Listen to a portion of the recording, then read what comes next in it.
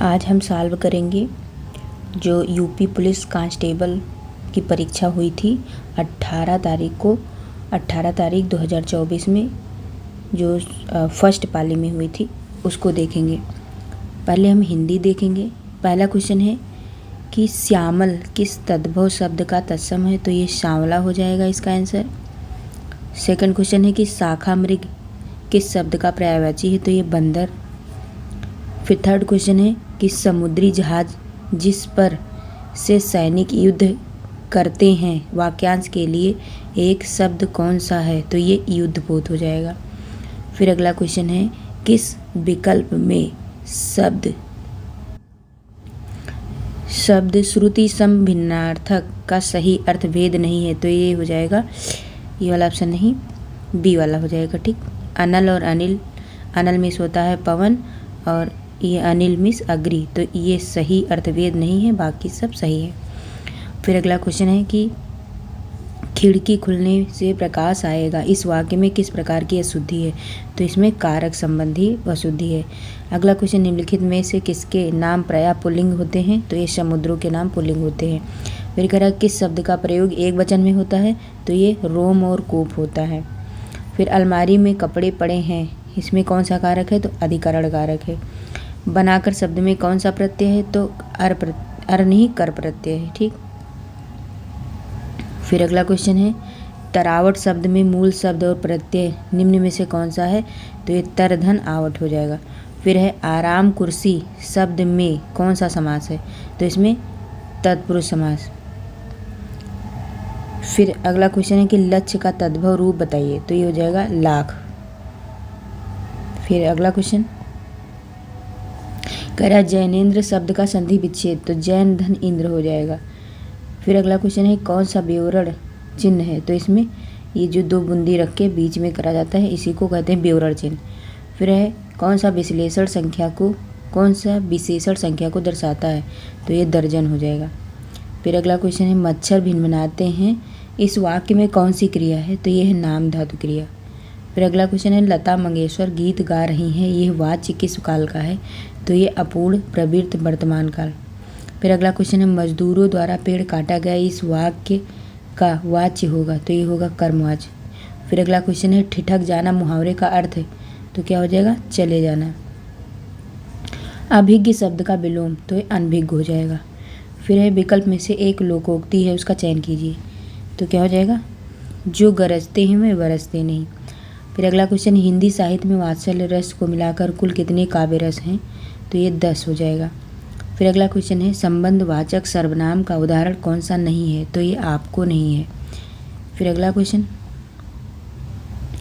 24 number का question है कि नील गगन सा शांत हृदय था वो रहा, इस पंक्ति में कौन सा अलंकार है, तो ये उपमा अलंकार।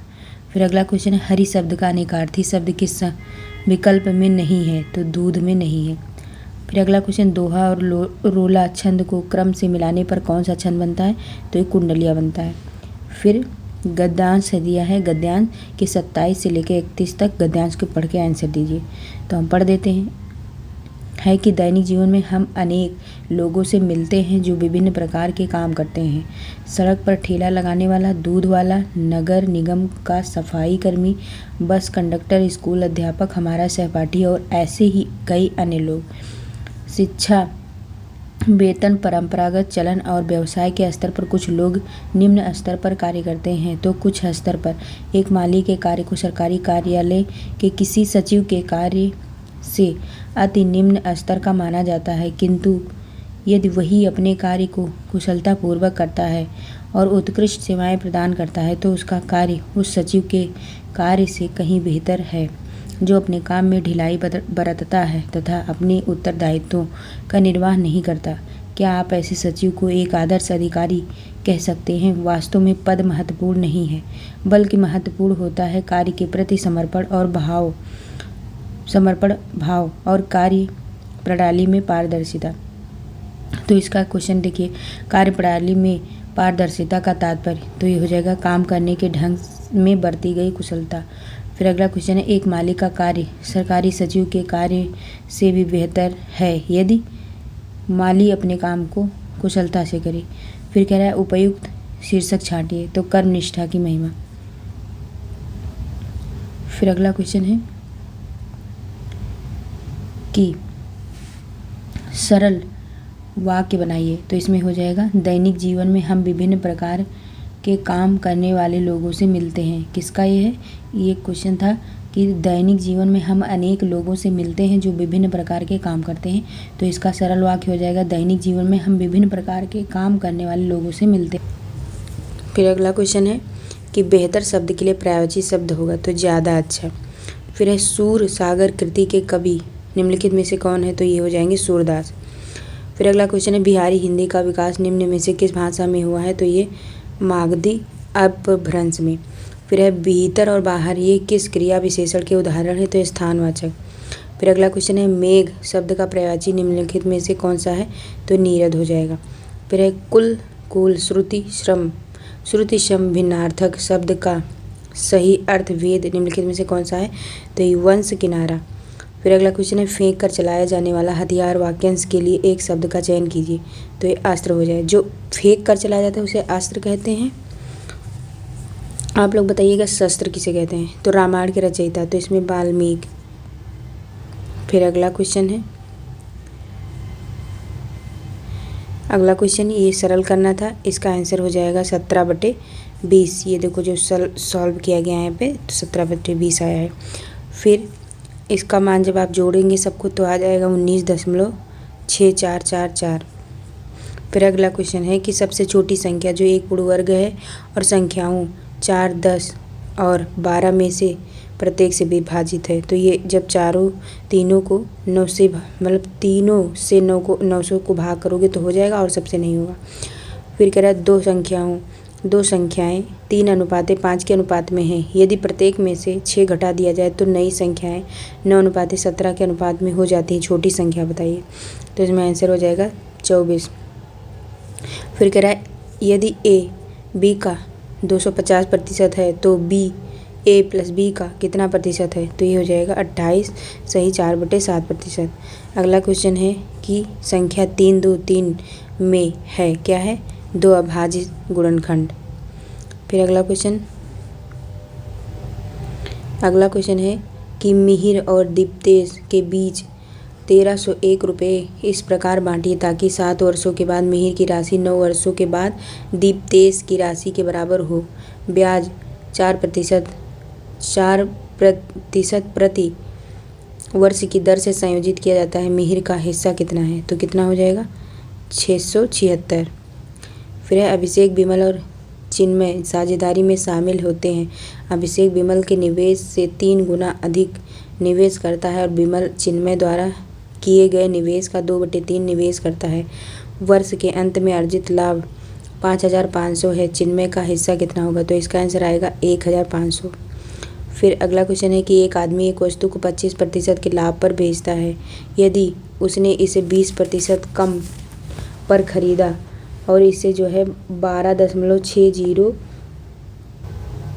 क्या है कि 12.60 कम में बेचा होता तो उसे 30% का लाभ होता। वस्तु का क्रय मूल्य ज्ञात कीजिए। तो इसका आंसर आ जाएगा 60 रुपये। फिर अगला क्वेश्चन है कि मोहन और श्याम जो है 800 रुपये के लिए एक काम करते हैं। मोहन अकेले इसे 6 दिनों में कर सकता है जबकि श्याम अकेले इसे 8 दिनों में कर सकता है। रमेश की मदद से वह इसे 3 दिनों में पूरा करते हैं। श्याम का हिस्सा, तो इसमें इसका आंसर आ जाएगा 300। फिर अगला क्वेश्चन है कि 15, 20, 25 कह रहा है कि यहाँ पे कितने पद हैं, मतलब 135 ... 135 के बीच कितने पद हैं। तो इसमें फार्मूला लगाओगे, इसका आंसर आ जाएगा 23। फिर अगला क्वेश्चन है एक लॉन आयत के आकार का है जिसकी भुजाओं का अनुपात 2:3 है। लॉन का क्षेत्रफल दिया है 600 मीटर स्क्वायर। लॉन की चौड़ाई ज्ञात कीजिए। तो इसका जब आप मान लोगे तो इसका आंसर आ जाएगा 20 मीटर। फिर अगला क्वेश्चन है एक साइकिल चालक 900 मीटर की दूरी 2 मिनट 30 सेकंड में तय करता है। साइकिल चालक की किलोमीटर प्रति घंटा में गति कितनी है? तो हो जाएगा 21.6। फिर अगला क्वेश्चन है 3 संख्याओं में से दूसरी पहली से दोगुनी है और तीसरी से भी 3 गुनी है। यदि तीनों संख्याओं का औसत 66 है तो सबसे छोटी संख्या ज्ञात कीजिए। तो ये हो जाएगा 36। फिर अगला क्वेश्चन है कि 53 से 57 है, कितना था, ये 52 था। हाँ, तो 53 से 57 तक कह रहा है कि विगत वर्षों में, मतलब उत्तर देना है आपको तालिका देख के। कह रहा है विगत वर्षों में विभिन्न राज्यों में एक प्रतियोगी परीक्षा में उपस्थित होने वाले और उत्तीर्ण होने वाले उम्मीदवारों की संख्या निम्न तालिका में उल्लेखित है। तो देखो यहाँ पे तालिका दी है और यहाँ पे कह रहा है कि दिए गए वर्षों के दौरान राज्य डी से उपस्थित होने वाले उम्मीदवारों का औसत क्या है, तो इसका आंसर आ जाएगा 8,980। फिर अगला क्वेश्चन कह रहा है 2003 में सभी 5 राज्यों में उपस्थित उम्मीदवारों की कुल संख्या में उत्तीर्ण उम्मीदवारों की कुल संख्या का अनुमानित प्रतिशत कितना है, तो ये हो जाएगा 12%। फिर अगला क्वेश्चन कह रहा है 2001 में सभी राज्यों से उत्तीर्ण उम्मीदवारों की कुल संख्या 2002 में सभी राज्यों से उत्तीर्ण उम्मीदवारों की कुल संख्या का लगभग कितना प्रतिशत है, तो हो जाएगा 80%। फिर कह रहा है कि दिए गए वर्षों में से किस वर्ष में राज्य सी में उपस्थित होने वाले उम्मीदवारों की संख्या में उत्तीर्ण उम्मीदवारों का प्रतिशत कितना है, तो इसका आंसर हो जाएगा 2005। फिर अगला क्वेश्चन है सभी वर्षों के दौरान राज्य बी में उपस्थित होने वाले उम्मीदवारों की तुलना में जो है सभी वर्षों के लिए जो है राज्य बी से उत्तीर्ण उम्मीदवारों का अनुमानित प्रतिशत कितना है, तो इसका आंसर आ जाएगा 11%। फिर अगला क्वेश्चन है आरेख का अध्ययन करें और उन लोगों की पहचान करें जो कम से कम 2 भाषाएं बोल सकते हैं। तो 2 भाषाएं कम से कम EF बोल सकता है, DEF plus D plus G plus C, तो इसका आंसर C हो जाएगा। अगला क्वेश्चन है कि इसमें कह रहा है यदि माइनस का अर्थ भाग है, प्लस का अर्थ गुणा है और भाग का अर्थ घटाना है और गुणे का अर्थ जोड़ है, तो जब इसमें चिन्ह को चेंज करके आप लगाओगे तो इसका आंसर आ जाएगा 18। फिर कह रहा है वह वेन आरेख को चुनिए जिनके बीच जो है संबंध को सबसे अच्छी तरह समझता है। जैसे मनुष्य, चूहा, डॉक्टर, तो जो है मनुष्य के अंदर डॉक्टर आएंगे तो चूहा अलग हो जाएगा, तो इसका बी ऑप्शन हो जाएगा। फिर अगला क्वेश्चन है कि निम्नलिखित प्रश्न में एक शब्द दिया गया है, उसके बाद 4 शब्द दिए गए हैं, जिनमें से दिए गए शब्द के अक्षरों का उपयोग करके एक शब्द बनाया जा सकता है, वो शब्द ज्ञात कीजिए। तो जब इसका आप बनाएंगे उसका बन जाएगा क्या, TERMINATED, ये बन जाएगा टर्मिनेटेड। फिर अगला क्वेश्चन है अक्षरों का कौन सा समूह दी गई अक्षर श्रृंखला में रिक्त स्थानों पर क्रमिक रूप से रखे जाने पर इसे पूरा करेगा। तो इसमें जब आप ये रख दोगे यहाँ पे Q और यहाँ पे S, फिर इसके बाद यहाँ पे P, यहाँ पे P के बाद S के बाद R और Q, तब यहाँ पे ये श्रृंखला पूरा करेगा। फिर अगला क्वेश्चन कह रहा है कि इसमें विकल्प में से वो सही विकल्प चुने जो श्रृंखला को पूरा करेगा। तो इसमें आंसर आ जाएगा 13। इसमें से 17, 16, ऐसे 15, 14, 13, तो यहाँ पे 13 जब आप ऐड करोगे तो मतलब 13 इनके बीच में आ जाएगा आंसर। फिर अगला क्वेश्चन कह रहा है कि आकृति X की सही दर्पण चुने। दर्पण मतलब उल्टा कर दोगे तो इसका आंसर हो जाएगा क्या, ये वाला आ जाएगा। इसका जो है ये वाला आ जाएगा, यानी कि तीसरा, बी में आता है तीसरा, तो ये आंसर हो जाएगा। फिर अगला क्वेश्चन है इसमें कह रहा है आप क्या कर रहे हो, जो बी है, बी में जब यहाँ से आओगे तो यहाँ -1 किया गया, फिर +4, जब इसको निकालोगे तो इसका आंसर आ जाएगा CBJH।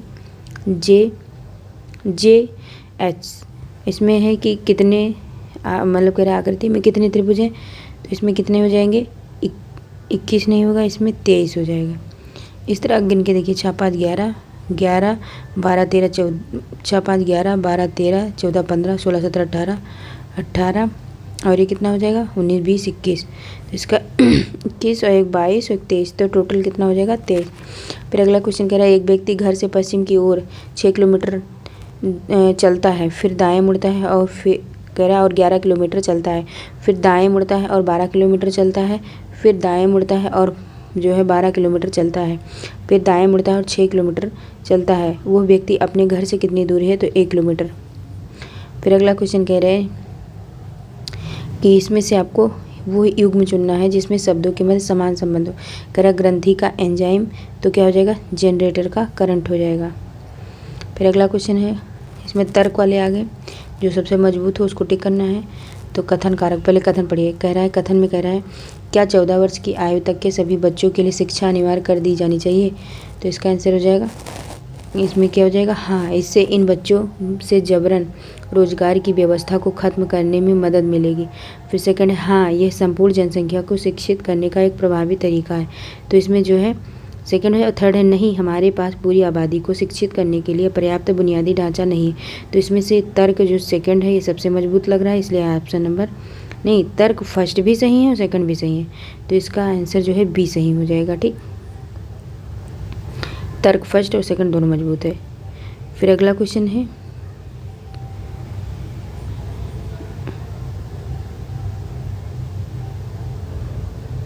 एक सेकंड, 69 अब 70। अगला क्वेश्चन है कि इसमें भी तर्क और कथन दिया है। कथन पहले पढ़िए। कथन दिया है एक अस्पताल के संगरोध वार्ड नंबर 4 के बाहर लिखा था, केवल एबीसी रोग के लिए लागू, मतलब प्रवेश ना करें, एबीसी रोग से संक्रमित होने के जोखिम से बचें। इसकी धारणाएं क्या दी है कि रोग एबीसी संक्रामक है, और दूसरा दिया है कि वार्ड नंबर 4 के सभी मरीज जो हैं एबीसी रोग से पीड़ित है। तो इसका ए और जो ये वाला और सेकंड वाला ये दोनों जो है अंतर्निहित है। इसका आंसर हो जाएगा बी। अगला क्वेश्चन है, कह रहा है कि निम्नलिखित जानकारी का ध्यानपूर्वक अध्ययन कीजिए एवं नीचे जो है दिए गए प्रश्नों के उत्तर दीजिए। किसी प्रतिष्ठित कंपनी में पद के लिए निम्नलिखित अर्हताएं दी हैं। तो अभ्यर्थी को क्या करना है, ये कुछ अर्हताएं दी हैं कि कम से कम 60% अंकों के साथ जो है इंजीनियरिंग स्नातक होना चाहिए। फिर भी दिया है 1 मई 2006 को कम से कम 21 वर्ष और अधिकतम 25 वर्ष का होना चाहिए। फिर कह रहा है कम से कम 55% अंकों के साथ चयन परीक्षा उत्तीर्ण होना चाहिए। फिर अगला क्वेश्चन दिया 50,000 की जमा राशि भुगतान करने को तैयार होना चाहिए, जो प्रशिक्षण के उपरांत वापस कर दी जाएगी। ठीक है, तो फिर दिया है कि तथापि यदि अभ्यर्थी उपरोक्त उल्लेखित मानदंडों को पूरा करता है, तब कह रहा फर्स्ट दिया है कि उपरोक्त ए में परंतु अंतिम जो सेमेस्टर की परीक्षा दे चुका है और प्रथम 7 सेमेस्टर में औसतन न्यूनतम जो 65% अंक प्राप्त कर चुका है, उसका मामला कंपनी के प्रेसिडेंट को विचार के लिए जो है भेजा जा सकता है। तो हो जाएगा उपरोक्त डी में क्या है, परंतु कम से कम 25,000 रुपये की राशि देने को तैयार है और उसने जो है इसने इंजीनियरिंग डिग्री में कम से कम 70% अंक प्राप्त किए हैं। मामला कंपनी के महाप्रबंधक को विचार के लिए भेजा जा सकता है। फिर निम्नलिखित प्रत्येक प्रश्न में अभ्यर्थी के विवरण उसके या उसकी अभ्यर्थिता के संबंध में दिए गए हैं। आपको प्रदत्त जानकारियाँ मतलब सूचनाएं पढ़नी है और प्रदत्त सूचनाओं एवं उपरोक्त शर्तों मतलब प्रतिबंधों के आधार पर उसका या उसकी स्थिति का निर्णय लेना है। आपको निम्नलिखित प्रत्येक प्रश्न में प्रदत्त सूचनाओं के अतिरिक्त अपनी ओर से कुछ भी नहीं मानना है। यह सभी मामले विषय आपको 1 मई 2006 की तारीख पर लागू किए गए हैं। आप क्वेश्चन पढ़िए 71। कह रहा है दीप्तेश इंजीनियरिंग डिग्री परीक्षा के आखिरी सेमेस्टर में शामिल हुआ और कम से कम 80% अंक हासिल करने की उम्मीद कर रहा है।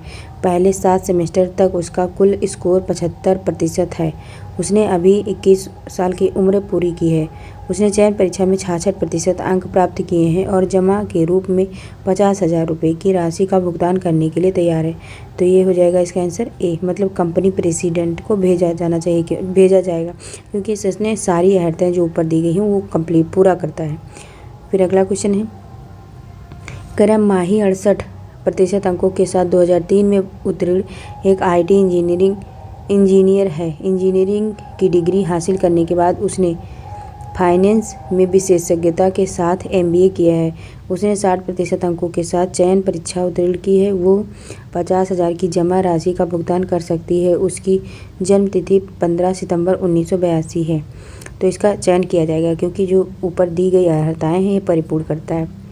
फिर अगला क्वेश्चन है कि श्याम मैकेनिकल इंजीनियरिंग की अंतिम सेमेस्टर परीक्षा में शामिल हुआ है और परिणाम की प्रतीक्षा है। उसने पहले 7 सेमेस्टर में से प्रत्येक में प्रथम श्रेणी हासिल की है। उसने हाल ही में 22 साल की उम्र पूरी की है। उसे जमा के रूप में 50,000 रुपये की मांगी गई राशि का भुगतान करने में कोई समस्या नहीं है। उसने जो है 58% अंकों के साथ चयन परीक्षा उत्तीर्ण की है।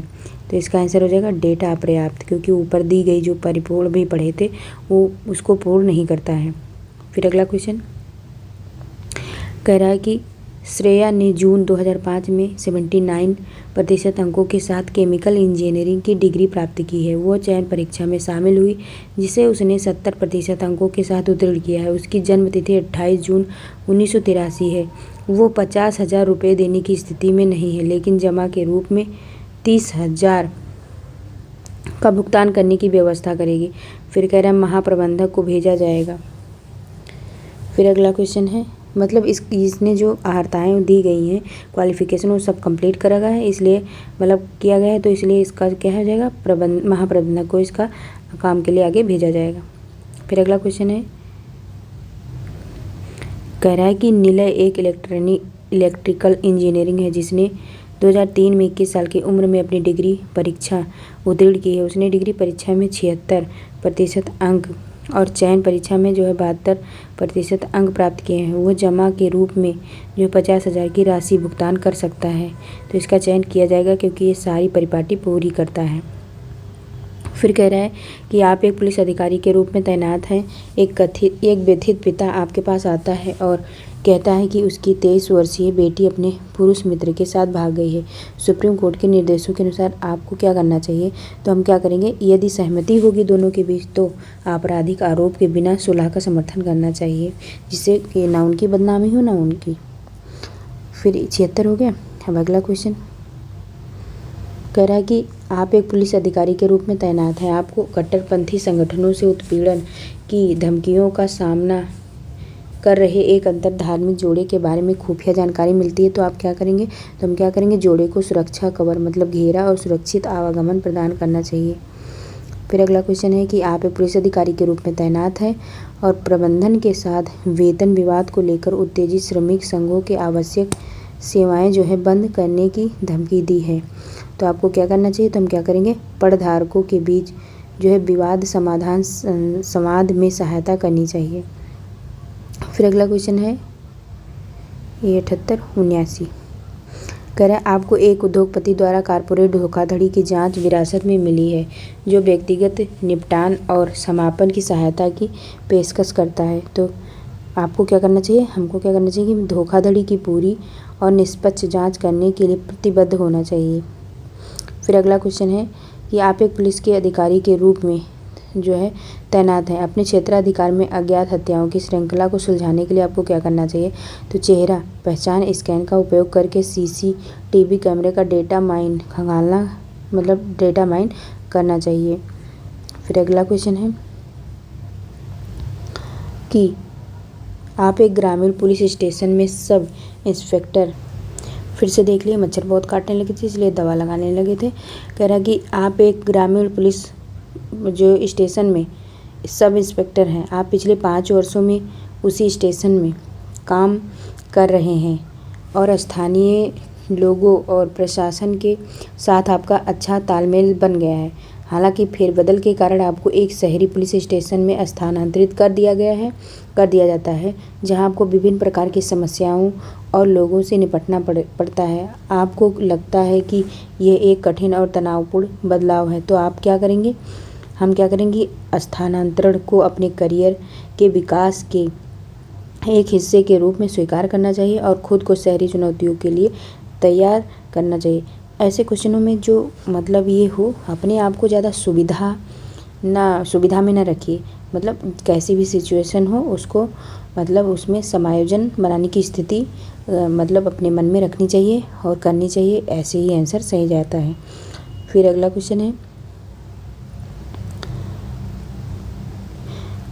है कि आपके नेतृत्व में एक बंधक संकट ऑपरेशन महत्वपूर्ण चरण में प्रवेश करता है, तभी आपका बच्चा जानलेवा दुर्घटना का शिकार हो जाता है, तो क्या करेंगे? ऑपरेशन सुलझने मतलब समाप्त तक परिवार केंद्रित व्यक्तिगत जो है समाचार छुपाना चाहिए, तो B ऑप्शन हो जाएगा।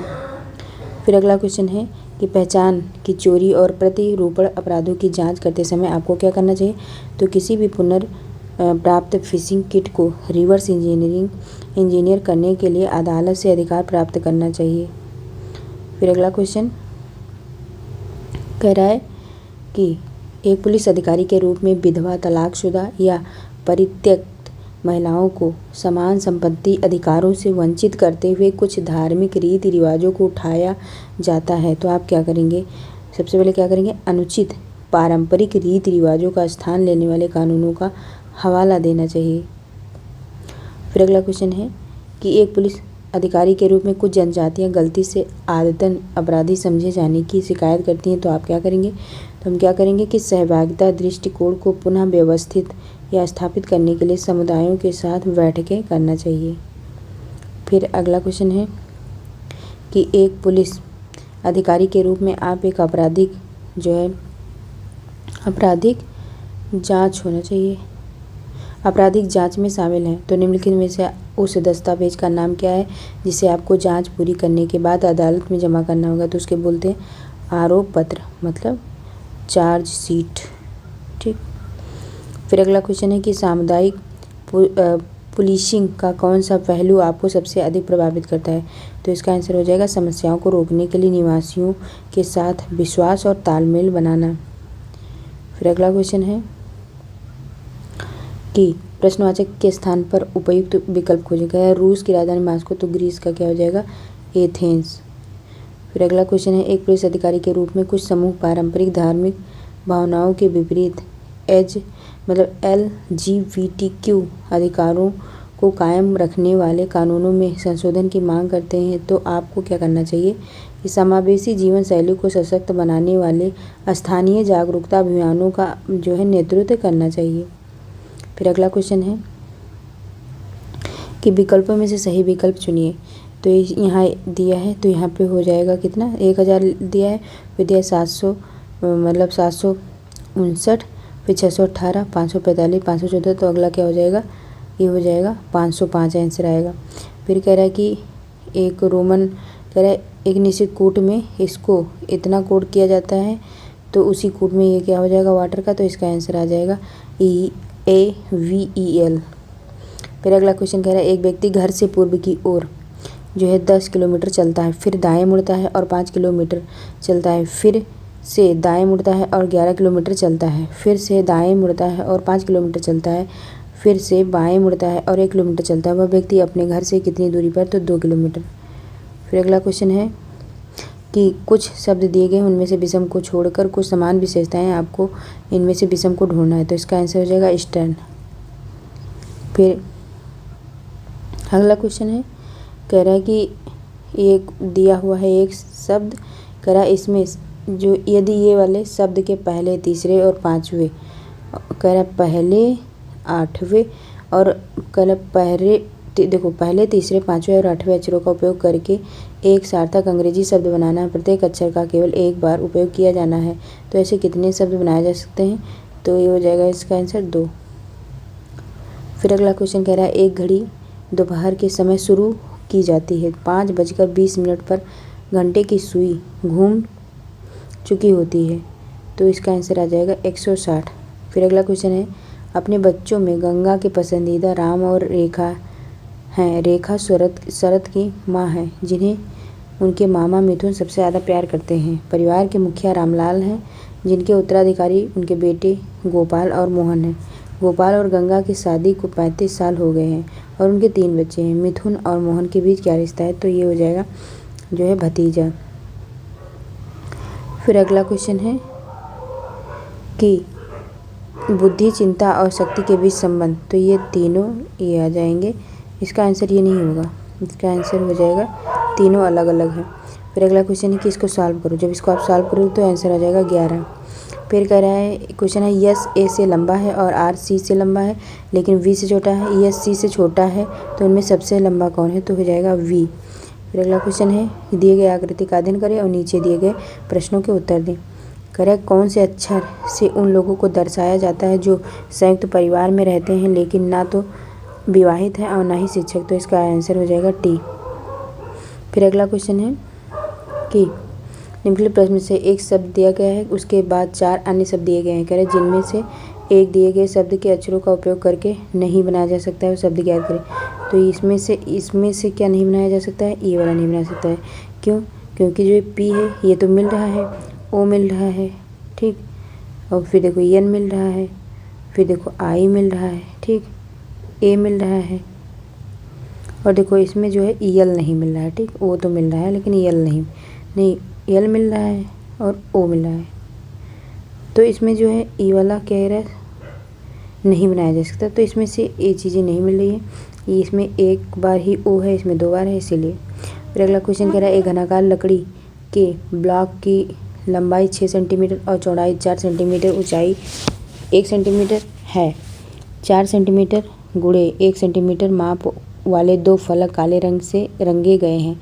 6 सेंटीमीटर गुणे 1 सेंटीमीटर माप वाले 2 फलक लाल रंग में रंगे गए हैं। 6 सेंटीमीटर गुणे 4 सेंटीमीटर माप वाले 2 फलक हरे रंग के रंगे गए हैं, हरे रंग में रंगे गए हैं। ब्लॉक को 1 सेंटीमीटर भुजा वाले 6 बराबर घन, मतलब 6 सेंटीमीटर भुजा से 1 सेंटीमीटर भुजा वाले 4 बराबर घन यानी कि 4 सेंटीमीटर भुजा से में विभाजित किया गया है। यदि काले और हरे रंग वाले घनों को हटा दिया जाए तो कितने घन शेष रहेंगे? तो इसका आंसर हो जाएगा 16। फिर अगला क्वेश्चन देखते हैं। अगला क्वेश्चन है कि एक पहेली उत्साही एक रहस्यमय बॉक्स को खोलने के लिए एक कोड को याद करने की कोशिश कर रहा है। वो निम्नलिखित विवरण याद करता है। कोड 3 से शुरू होता है और कोड 729 पर समाप्त होता है। दूसरा अंक पहले अंक का दोगुना होता है, तीसरा अंक दूसरे अंक का आधा होता है। तो इसका आंसर जब आप लगाएंगे तो हो जाएगा 36, 37, 29। फिर अगला क्वेश्चन है कि इसमें कथन और कारक दिया है, जो सबसे बेहतर मजबूत है उस पे टिक करना है। कर रविन्द्रनाथ टैगोर ने अनेक कविताएं लिखी। फिर सेकंड दिया है कथन में कि प्रत्येक कवि के पास सौंदर्यात्मक ज्ञान होता है, ठीक। फिर है थर्ड कि सौंदर्य शास्त्र मूल्याश्रित अध्ययन का एक भाग है। तो इसमें जो है तर्क फर्स्ट और सेकंड दोनों अनुसरण करती हैं, ये दोनों सही है, ठीक है। फिर देखो अगला क्वेश्चन कह रहा है कि इसमें कह रहा है कि आकृति यक्ष में दिए गए टुकड़ों में कह रहा है 4 दिए हैं, उसमें से बनाई जा सकती, क्या बन सकता है इसको मिलकर? तो ये 3 वाली जो है ये बन जाएगा, तो इसका आंसर बी हो जाएगा। फिर अगला क्वेश्चन है, इसमें कह रहा है कि पारदर्शी शीट को बिंदुदार रेखा पर मोड़ने पर कैसा? अगर आप इसको इसके पलट देंगे तो ये तर ऊपर हो जाएगा, मतलब इसका आंसर 1 हो जाएगा, ये वाला सही हो जाएगा। नीचे ऊपर हो जाएगा, अगर नीचे ऊपर हो जाएगा उसमें कह रहा है कि ए जो 107 नंबर का क्वेश्चन है, कह रहा है ए बी का भाई है, सी डी का पिता है, ई वी की माँ है, ए और डी भाई हैं, ई सी के किस प्रकार से संबंधित है? तो इसकी पत्नी हो जाएगी। अगला क्वेश्चन कह रहा है कि वह विकल्प चुने जो दिए गए संयोजन की दर्पण कवि से काफ़ी अच्छा मिलता जुलता है। तो ये वाला आंसर सही हो जाएगा, ठीक है। फिर अगला क्वेश्चन है, कह रहा है इस आकृति में चुनिए। तो इसका आंसर इसके वाले का ये हो जाएगा, ठीक है। तो ये आंसर नंबर डी। फिर अगला क्वेश्चन है,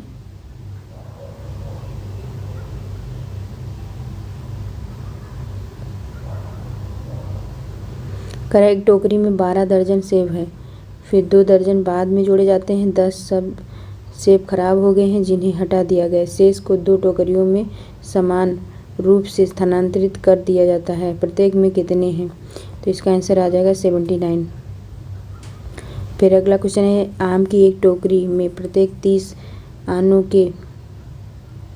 आमों के साथ एक खराब आम होता है। यदि प्रत्येक 4 खराब हुए आमों में से 3 को बिक्री योग्य नहीं माना जाता है और टोकरी में 12 आम बिक्री योग्य नहीं है, तो टोकरी में कितने आम है? तो इसमें 480 आम। फिर अगला क्वेश्चन है कि सार्थक क्रम, तो सबसे पहले क्या होता है? सबसे पहले होता है जन्म, जन्म के बाद क्या होगा? शिक्षा, शिक्षा के बाद विवाह, विवाह के बाद विवाह, विवाह के बाद मृत्यु, मृत्यु के बाद अंत्येष्टि। फिर अगला क्वेश्चन है, तो इसके लिए इसका ऑप्शन क्या हो जाएगा? 1, 5, मतलब 1, 5, 4, 2, 3। फिर अगला क्वेश्चन है कि भारतीय संविधान के अनुसार अनुच्छेद 14 से 18, तो ये 14 से 18 समता का अधिकार। अगला क्वेश्चन कह रहा है अंतर्राष्ट्रीय श्रमिक दिवस, तो ये एक हो जाएगा 1 मई, ठीक है, 1 मई। फिर अगला क्वेश्चन कह रहा है कि कौन सा अम्ल पालक में मौजूद होता है? तो ऑक्सैलिक एसिड। फिर अगला क्वेश्चन है सोल्जरिंग विद डिग्निटी निम्नलिखित में से किस दिग्गज भारतीय सैन्य अधिकारी पर लिखा गया उपन्यास है? तो ये हो जाएगा कौन? Field marshal KM Cariappa. फिर अगला क्वेश्चन है कि कारपोरेट्स को राष्ट्रीय विकास में प्रभावी योगदानकर्ता बनाने के लिए नियामक और प्रशासनिक ढांचे की जिम्मेदारी भारत के निम्नलिखित में से किस मंत्रालय के अंतर्गत आती है? तो कारपोरेट मामलों का मंत्रालय। फिर अगला क्वेश्चन है कि भौतिक अनुसंधान संस्थान प्रयोगशाला जो है मुख्य परिसर निम्नलिखित में कहाँ स्थित है? तो ये अहमदाबाद। फिर अगला क्वेश्चन है कि उत्तर प्रदेश में वुमेन पावर लाइन WPAL के लिए संपर्क क्या है? तो ये हो जाएगा 1090। फिर है मामल्लापुरम उत्सव कहाँ है? तो ये तमिलनाडु। फिर अगला क्वेश्चन है कह रहा है कि कौन सा व्यय केंद्र सरकार की भौतिक या वित्तीय संपत्तियों के निर्माण के अलावा अन्य उद्देश्यों के लिए किया जाता है? तो राजस्व व्यय। फिर अगला क्वेश्चन कह रहा है प्राचीन जैन और बौद्ध ग्रंथों के अनुसार कितने महाजनपद हैं? तो 16।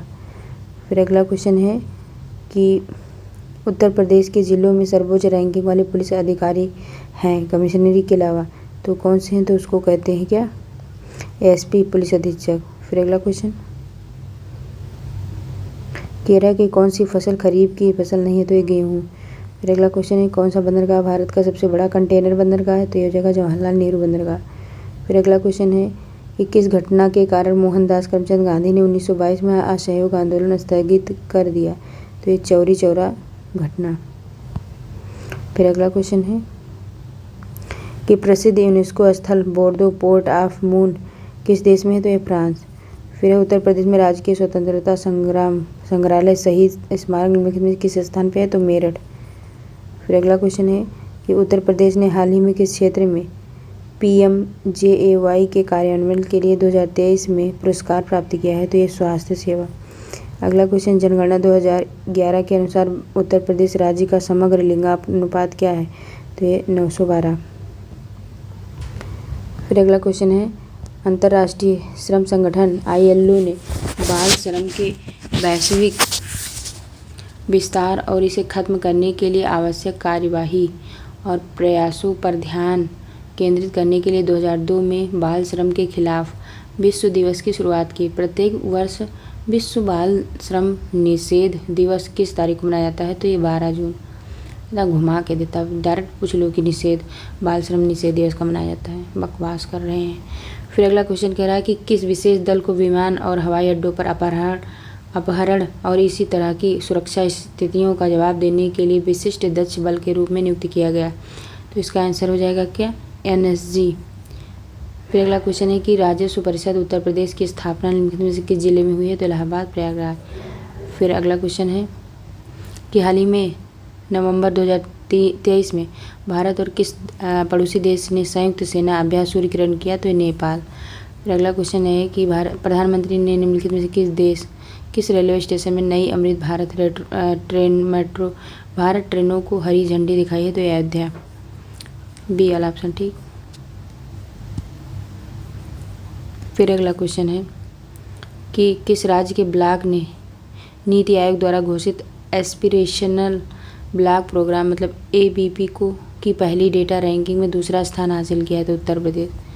फिर अगला क्वेश्चन है रूस यूक्रेन संघर्ष क्षेत्र में भारतीय नागरिकों को निकालने के लिए भारत द्वारा शुरू किए गए ऑपरेशन का नाम क्या है? तो ऑपरेशन गंगा। फिर अगला क्वेश्चन है कि किस देश ने 2024 में ब्रिक्स समूह में शामिल होने से इनकार कर दिया? तो किसने? अर्जेंटीना ने। अगला क्वेश्चन है कि 2016 में की गई नोटबंदी के किस मूल्य की मुद्रा को चलन से बाहर किया गया? तो 1000 और 500। फिर है कि उत्तर प्रदेश में साइबर अपराध मुख्यालय कहाँ है? तो ये लखनऊ में। फिर अगला क्वेश्चन है कि GST का तात्पर्य? तो उसे कहते हैं वस्तु एवं सेवा कर, मतलब गुड्स एंड सर्विस टैक्स। फिर अगला प्रधानमंत्री जी ने संत मीराबाई जन्मोत्सव में भाग लिया जो कहाँ? मथुरा में संत मीराबाई जी की 525वीं जयंती मनाने का कार्यक्रम था। फिर अगला क्वेश्चन है कि निम्नलिखित में से कौन से फिलीपींस की राजधानी है? तो मनीला। फिर अगला क्वेश्चन है कि भारत में राष्ट्रीय एकता दिवस किस तारीख को मनाया जाता है? तो ये 31 अक्टूबर। फिर अगला क्वेश्चन है कि निम्न में से किस प्रसिद्ध लेखक को उपन्यास सम्राट के नाम से जानते हैं? तो ये मुंशी प्रेमचंद। फिर है कि चिराग चंद्रशेखर शेट्टी ने किस खेल से संबंधित मेजर ध्यानचंद खेल रत्न पुरस्कार 2023 जीता? तो ये बैडमिंटन। फिर है चंद्रयान 3 के लैंडर का क्या नाम है, तो जो है विक्रम। ठीक है। फिर अगला क्वेश्चन है कि हाल ही में प्रधानमंत्री से निम्नलिखित में से किस स्थान पर स्थित भारत के सबसे बड़े सम्मेलन और प्रदर्शनी केंद्र IICC यशो भूमि का उद्घाटन किया है, तो ये हो जाएगा नई दिल्ली। फिर अगला क्वेश्चन है कि कौन सा भारत में पुलिस का सर्वोच्च सम्मान है, तो राष्ट्रपति पुलिस वीरता पुरस्कार। अगला क्वेश्चन है कि सोशल मीडिया नेटवर्क में पहले जिसे फेसबुक इंक के नाम से जाना जाता था उसका नाम बदलकर क्या कर दिया गया है, तो मेटा। फिर ये लास्ट था, तो ये फुल पेपर हो गया। आज के लिए इतना ही। जय हिंद जय भारत। अगर आपको मेरी वीडियो पसंद आती तो प्लीज़ लाइक शेयर और सब्सक्राइब कर दीजिए।